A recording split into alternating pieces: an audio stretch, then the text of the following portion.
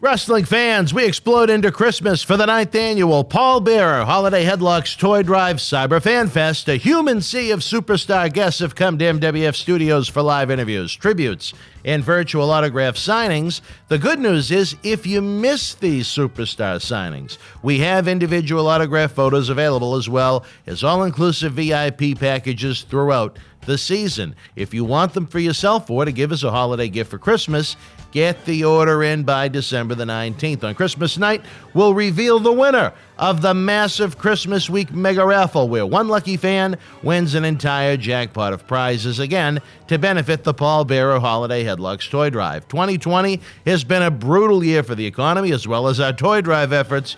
We could use any and all the help you could give us. Be part of the professional wrestling community. If you're going to take part in any toy drive this year, let it be one where we update Santa Claus's GPS and honor Paul Bearer's memory. Head on over to BostonWrestling.com now.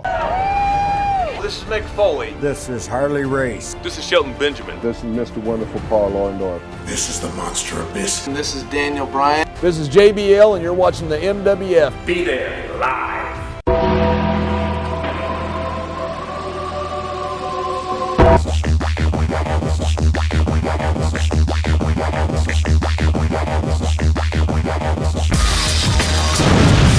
Wrestling fans around the corner, around the world, welcome to another special bonus edition of Wrestling Insiders.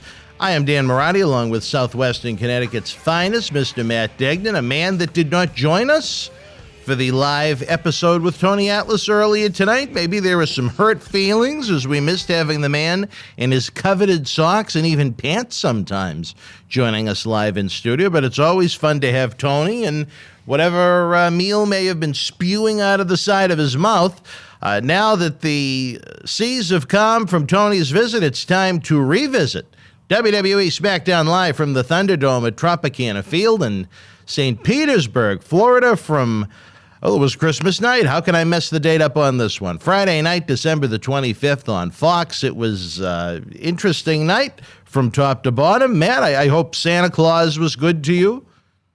Very good. What did you receive for gifts? I usually don't ask for much, but yeah. I just got some small things. Some small things. Well, look, how small are we talking? Just some gift cards, a keychain, some new masks. A keychain? I think it's the first time I got masks for any type of holiday. Now, I want to know who went out of their way to say, you know what? You know what Matt needs for Christmas is a new keychain. Well, I guess it was Santa. Oh, Santa left you the keychain. Yeah. Now, was it a special keychain? It's a Jeep keychain, so it's pretty cool. Oh, so it fits in with the rest of the package then? The rest of the gimmick, yeah. Not like the special custom engraved keychain I had made at SeaWorld in beautiful Orlando, Florida last week. This is a different kind of keychain. No, this one came straight from the North Pole. Straight from the North Pole. All right, well, it felt like Antarctica down there. If you asked Linda the night we went to SeaWorld, but there was a lot of complaining, believe it or not. But what are you going to do? That is the world of Linda Mirade, the world of Florida in December. I guess she expected August temperatures a week before Christmas. But speaking of Christmas, WWE SmackDown did not give you one of those boring year-in-review type shows. They gave you fresh, original entertainment, and for that, even though it was pre-taped, I give them all the credit in the world. That's the way professional wrestling should be presented. I don't like those year-in-review type shows. There's plenty of time for that on the social media outlets and WWE Network. Fox is smart for the money they're spending. They wanted the original content, baby, and Uncle Vince gave them original content at its finest. I now pass the baton to the man some referred to during the live premiere as Socko. All right, well, we'll get into this Christmas edition of SmackDown right now. As you said, it was pre-taped, and they did it, I believe, on Tuesday. SmackDown kicked off with Roman Reigns retaining his Universal Championship against Kevin Owens inside a steel cage. Thought it was a good way to open the show, especially after the NFL game. This is exactly what I was talking about on Thursday, about kicking the show off after a big game with your top champion and a big match defending the title.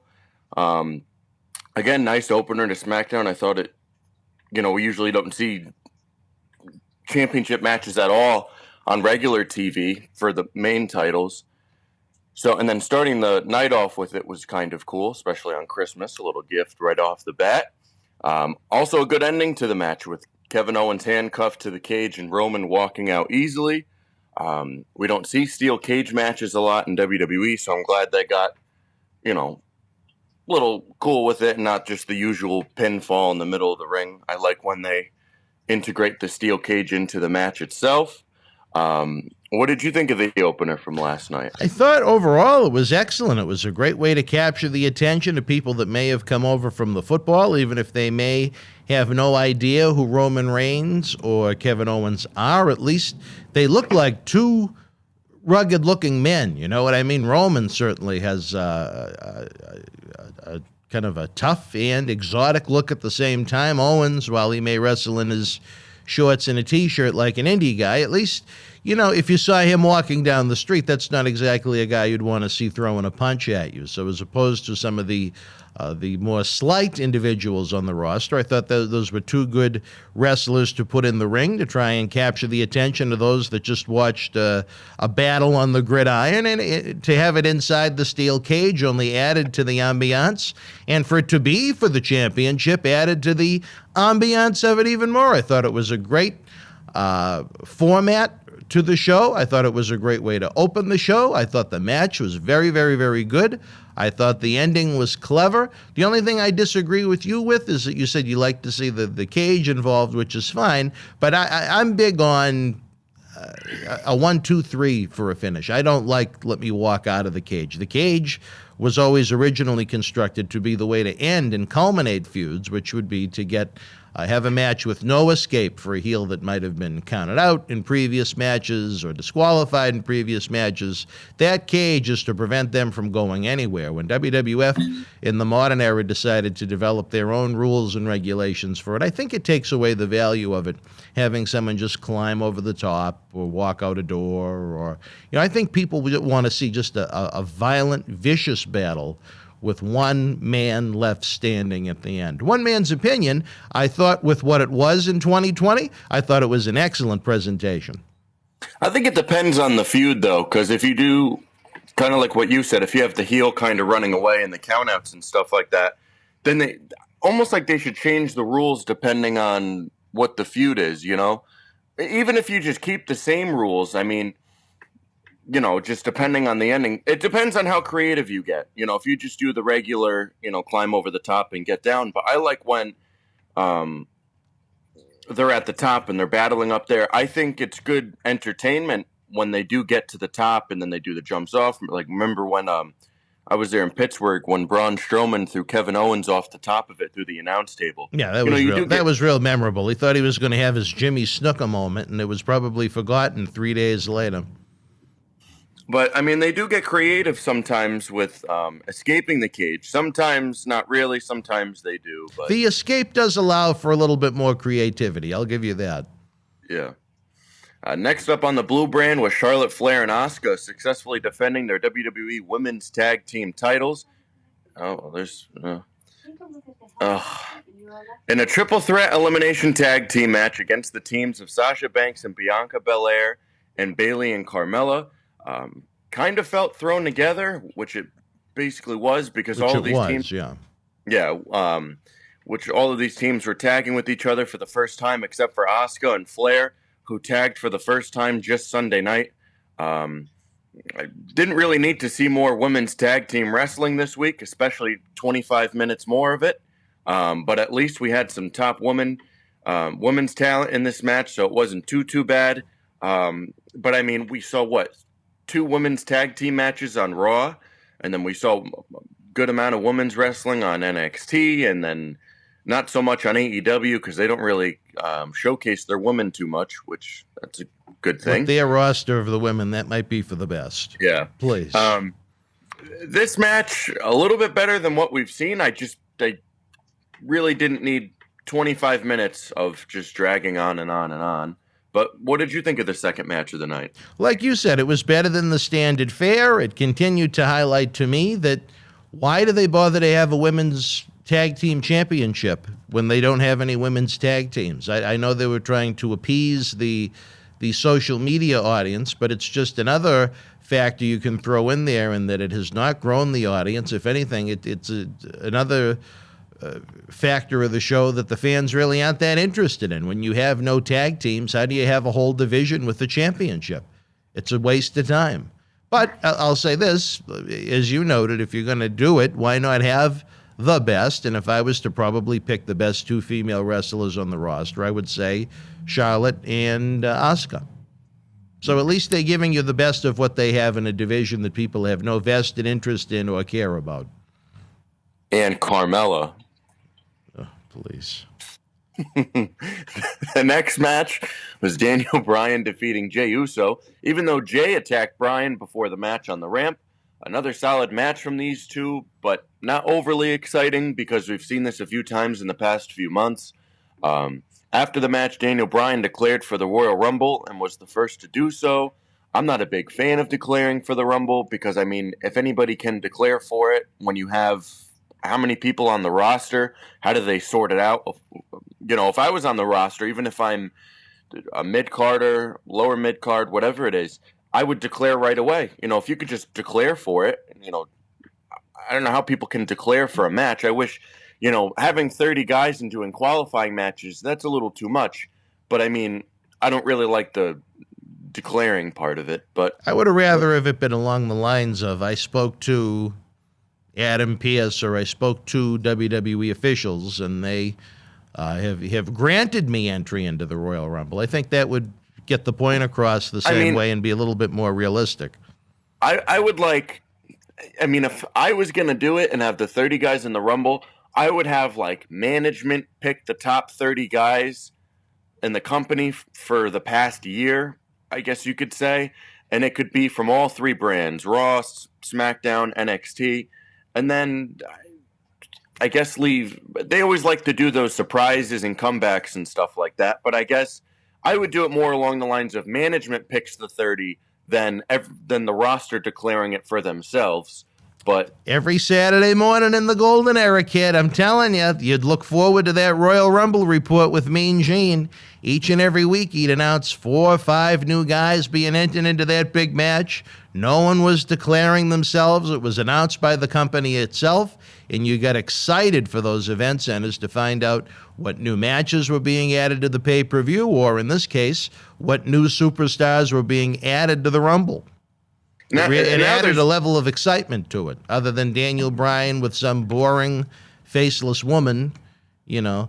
Oh, but now it's just boring. You know, you have the guys very boring, coming out and declaring, "Oh, I'm going to be in the Rumble." It's just like I would rather have management have where they do those fake meetings or whatever, and have them pick 30 guys of who are the best guys in their opinion in 2020. It's almost like you have to work your way up to be in the Rumble. You know what I mean? I'd almost rather see them go back to the event center style that they used to do, where you have a commentator in a newsroom and they break down the latest with the Rumble, the top matches, and then they announce the new happenings, whether it be a new match or just added to the Royal Rumble this week, Jey Uso, Daniel Bryan, Kevin Owens, and so on and so forth. But, well, they could still do that, but I mean, have it in a way where management picks the top 30. You know what I mean? Think, to be honest, I think, and nothing against your train of thought, I just think people have had enough of management. I don't think it's needed anymore. I know it became a big thing during the Attitude Era, but, you know, wrestling existed, and it was done in a great fashion where you didn't have to have managers and general managers and presidents and so on each and every week coming out involved in things. When President Jack Tunney was involved in an angle back in the golden era of the mid-'80s boom, you know, he was on television maybe 2, 3, 4 times a year, but every time he was on television, you knew it was for something big. When you see these authority figures that are on television virtually every week, it's just a shrug of the shoulders.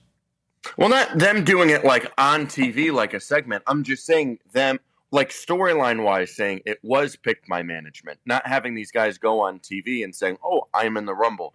do what you said. Announce 4 or 5 people every week up until the Rumble, and you have it say it was picked by management, and it's almost like a draft. The front office picks the top 30 people from 2020 for the Rumble. Something like that, other than these guys just saying they're in a match. But maybe go 8-8-4, and then, oh no, that would only be 20. So let me reword that. We'll go. How about we go 12-12-4 and 2? Does that add up to 30? I think so. Yeah. So 12 Raw, 12 SmackDown, 4 NXT, and then 2 surprises. See, that would work out. Other than just and then at the end they'll have like 12 people declare, and then they just add a list of random people. Yeah, they just come out.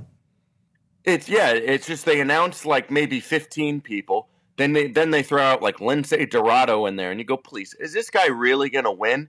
That's why I would love if they have way too many matches sometimes on the Royal Rumble shows, and they fixed that too the past couple years from having 10 matches on the show. Now they have about 4 or 5, and then the Rumble. Well, because they added the Women's Rumble, so now they have a whole nother hour. Hell. Yeah, no, but I'm just saying the how the card is constructed. It's just now that you add in another hour for the Women's Rumble, you almost have to take away 2 or 3 matches. So that's part of the reason why. But I wish it was just more top talent instead of just when they threw an Enzo and the 205 Live guys. It's just. I was always a big fan of, again, I don't know if it shows age. I don't know if it just shows intellect when it comes to good wrestling, but I was always a big fan of the Rumble and 4 other matches. Yeah, and then because they usually have the Rumble main event, because if you have 6 or 7 matches before that, especially if you're the live crowd, are you going to want to sit through an hour of 10, 9, 8? I mean, I wouldn't want to watch 6 or 7 matches plus a dark match or any pre-show they do now, so almost 8 matches. You don't want to sit through a Rumble at that point. You want to be excited for it. But we'll see what happens at the Rumble this year. We'll do our predictions as we get closer. We'll move into the main event now, where we saw Big E become the new Intercontinental Champion by defeating Sami Zayn in a lumberjack match. I'm very, very glad Sami Zayn isn't champion anymore. He shouldn't have been champion in the first place. I know I saw a lot of people that were praising him on Twitter. But, his heel character is great. It's the best work he's done. To me, it's an annoyance. It just shows. I mean, people can have their own opinions on stuff, but I mean, I honestly, that was one of the worst things going on in WWE was Sami Zayn, as you say, looking like a garbage man who lives in a dumpster, like one of our other good friends. But I mean, I really didn't care for it. But I'm glad Big E's Intercontinental Champion, I believe, for the second time. Good for him. I hope he has a good run with it, and they don't have him drop it in a few weeks at the Rumble or some bullshit with him. But I hope he has a good run with it. I think Big E is going to be in for a pretty good run. I think they want to see if they have some meat to work with that they can really turn into a top-tier singles guy. I think they're going to give him a chance to fail. That's the impression that I get right now. Well, you know how they get with these titles and dropping them and getting them back. And they, especially when New Day, I believe in, 2018, they dropped and won the tag titles about 4 times just so they could add, they're 10-time tag team champions now. But how many title reigns really care now? I know me and you have talked about it before, but I mean, the amount of time, like Charlotte Flair, how she loses it and then picks it up in 2 months or something. No one chases titles. And no one has a big comeback to get them, but unless she has a baby, I think she's going to be the one to break Rick's record. If you combine Raw, SmackDown, and NXT, one man's opinion, speculation. I could see that happening for sure. Well, I think she's already at 13, and she's only been in the company 5 or 6 years. So unless she gets a little Andrade swimming around in her. I can't see how she wouldn't. From his loins. His Mexican loins. I mean, I just hope they have, as you said, I can see him having a good run. I just hope they don't do some bullshit with him and having him drop it to Sammy again in some other bullshit match at the anything Rumble. to do away with Sami Zayn. Yeah. He's one of the most uncredible people on the roster, and they may say, oh, he was great as El Generico, and I didn't see that. I'm not familiar with his work under the mask. Maybe he needs that mask again. I don't know. There is nothing about Sami Zayn I find appealing. I find it boring. I think it lacks credibility. He does not present himself as an athlete. He presents himself as an idiot, whether as a babyface or a heel. I know he does great community work for his homeland, and I think that's great. But as far as professional wrestling goes, I think maybe the best presentation of him was that of a manager when he was with Nakamura and Cesaro. As far as a wrestler on a regular basis goes, he should not be holding championships because he devalues the title. Yeah, I mean, I don't want to go too much into the garbage man thing, but even just the way, as you said, he presents himself, but the way he dresses, it's like the baggy pants, the boots with the pants tucked into them, and it's the beard and the hair. He just looks gross, and it's just He looks gross.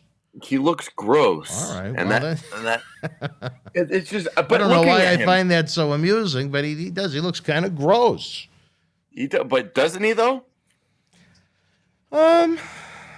Looks like he hasn't showered. I just think he doesn't look like he belongs.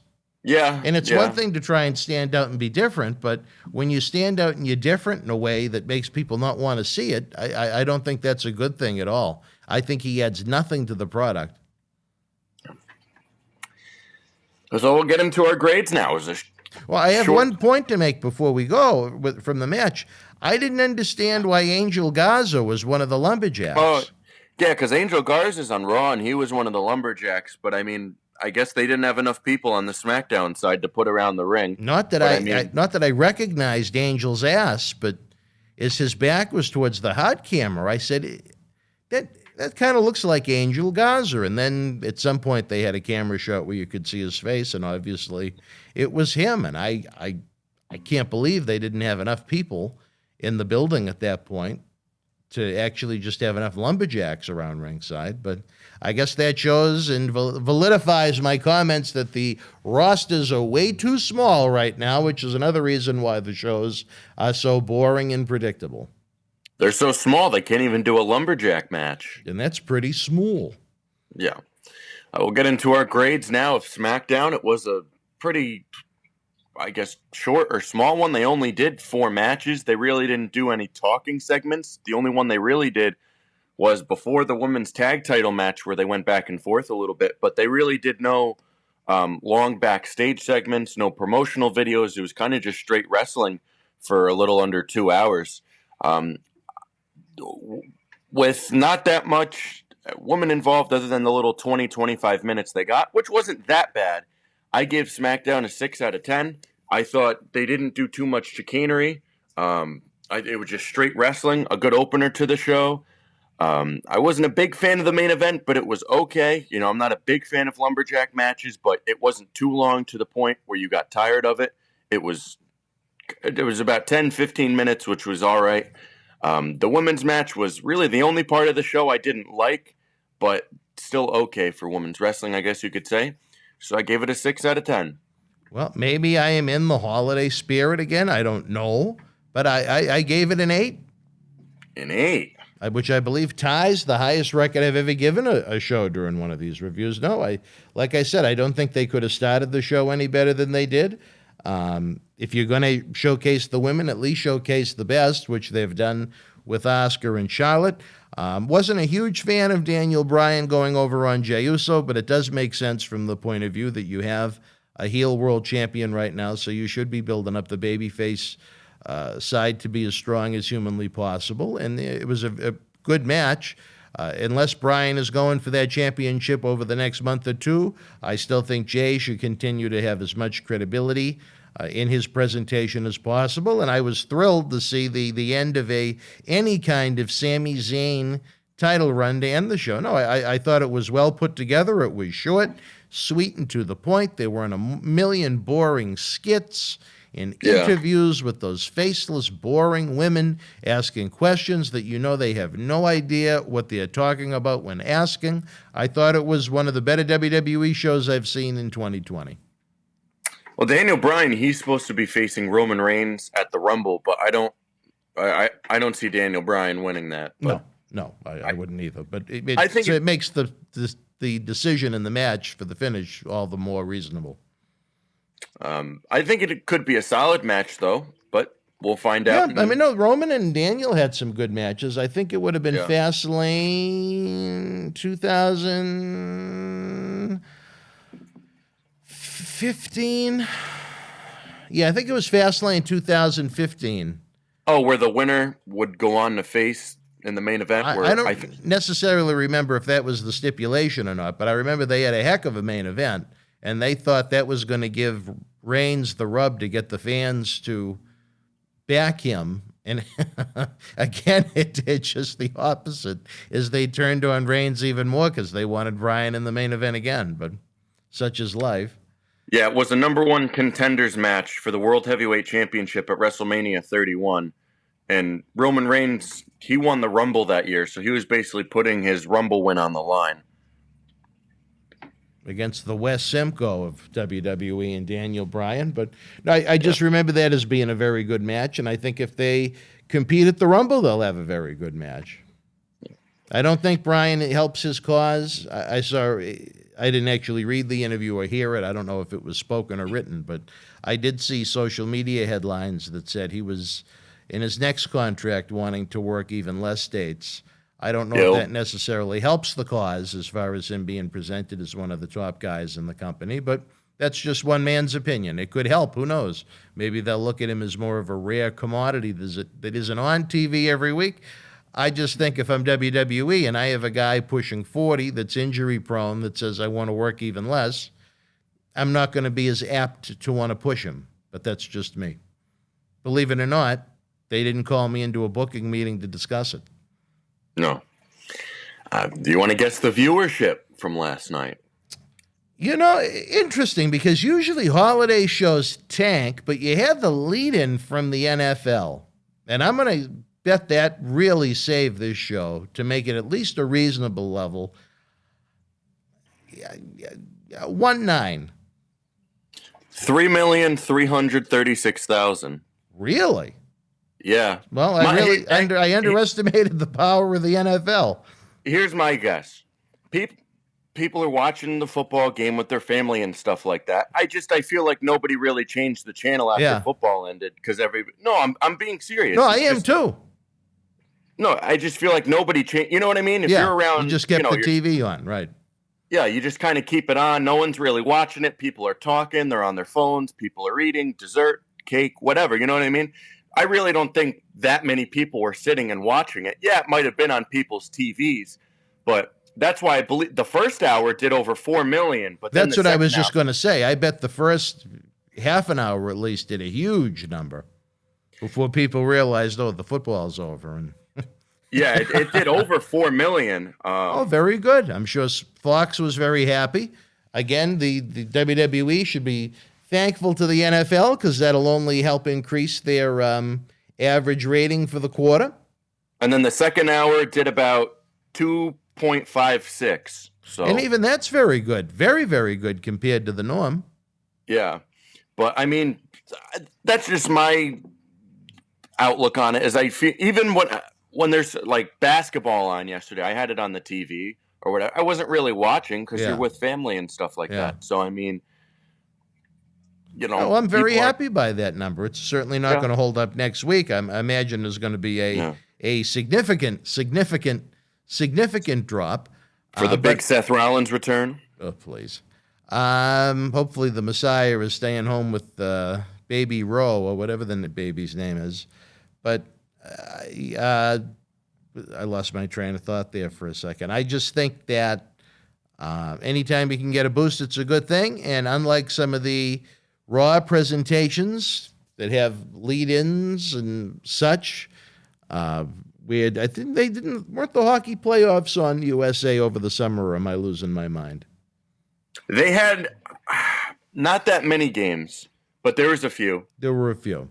Well, anyway, to get a number that big is absolutely tremendous. I'm sure that's the biggest number of 2020 they'll have, regardless of how many of the dozens and dozens of legends they parade out for Raw in a couple of weeks for no rhyme or reason. But I'm sure we'll talk more about that as we get closer to Raw Legends Night. Well, I'm excited to watch all the 60, 70, and 80-year-olds go down to the ring and not really do it. It's just going to be like Undertaker's farewell. They're going to have a bunch of people come down to the ring. Then they're going to have Stone Cold come out, cut a promo for 5 minutes. They're going to throw some beer around, and that's how the show's going to end. But then they'll do backstage skits like they usually do.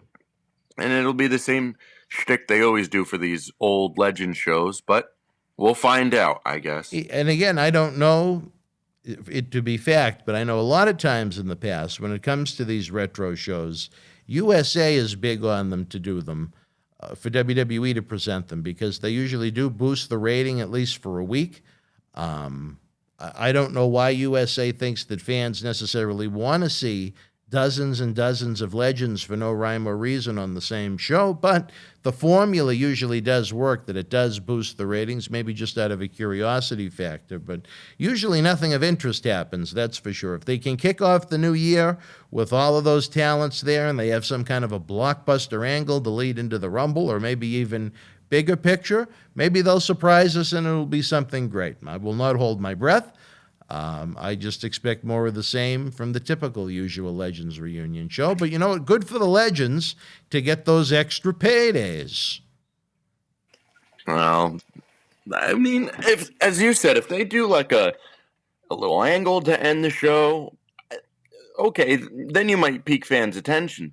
But I mean, if you just do the same thing over and over again, it's not going to be good, weeks after. But I'm trying to think of who I would do an angle with. I mean, I'm trying to think of someone for McIntyre.